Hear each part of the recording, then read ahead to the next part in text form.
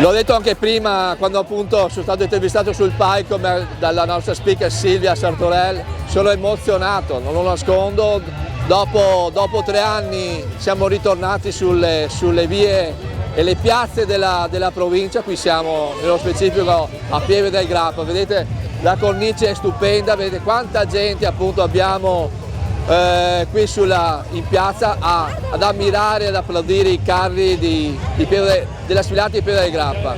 Ricordo che ci sono 10 carri e in più abbiamo anche 5 gruppi, scuole dell'infanzia, scuole primarie che sfilano e vedete anche il colpo d'occhio sulla gradinata della chiesa qua a testimoniare l'interesse e anche la voglia di aggregazione, la voglia di divertimento del carnevale a Pieve del Grappa. Una giornata stupenda, fresca ma soleggiata, appunto, che ha invitato molte famiglie a venire ad applaudire i carri che stanno appunto anche adesso arrivando. Sì, il carnevale è nato insieme al comune di Pieve ed è sempre bello vedere la piazza piena e vedere la nostra comunità che riesce a essere presente anche facendo da protagonisti.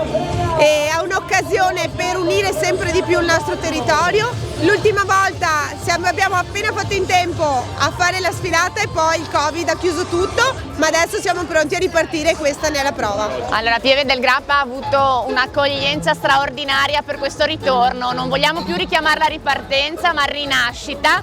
Dopo 3 anni siamo tornati, rivediamo alcuni carri che ci sono mancati a noi di carnevali di Marca e quindi siamo estremamente felici. C'è una piazza piena di gente, di colori, di festa, di bambini. Non manca niente oggi davvero.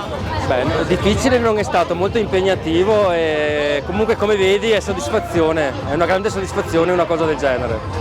E volevo ringraziare le Prolocco, l'amministrazione comunale e tutte le associazioni degli alpini, il GEM, eccetera eccetera. Spero di non aver dimenticato nessuno. Allora, praticamente se riuscite ad indovinare il mio peso, vincete mio cugino col tagliere.